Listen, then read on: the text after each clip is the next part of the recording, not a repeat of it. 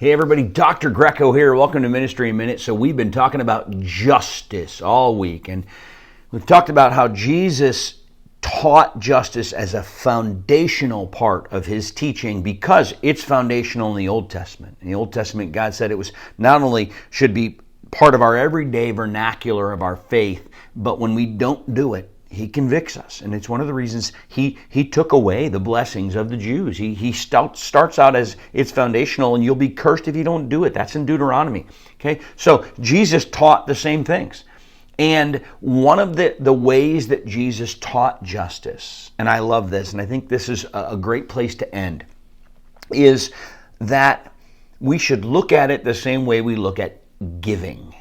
And here's what he said to the Pharisees in Luke chapter 11. He said, "Woe to you, Pharisees, because you give a tenth of your mint, rue, and all other kinds of garden herbs, but you neglect justice and the love of God. You should have practiced the latter without leaving the former undone."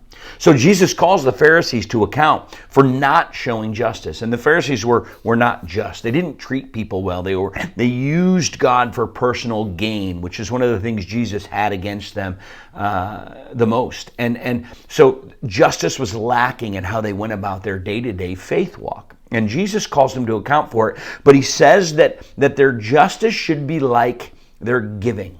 And when we think about giving, what we talk about is stewardship. One of the foundational aspects to giving is that it's already God's. When you look at tithing and you think, well, it's already God's money, so I have to give 10% of it back to him, but it's already his anyway. He's giving me 90%. Okay? Justice should be looked at the same way. And here's what I mean by that. God is already just to us. He's given me justice. John 3:16, "For God so loves the world." All I'm giving to a person who deserves justice is the justice that God has already given me. My mentor used to say, "You'll never look into the eyes of someone who Jesus didn't die for."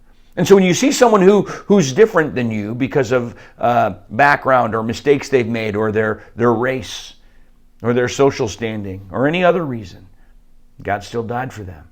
God still loves them. And if God loves you, you're called to steward that love by showing them justice, just like God shows you. And he shows us grace. We're called to do the same.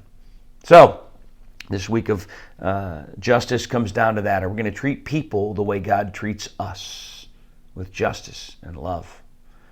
We'll see you next week for some more Ministries in a Minute.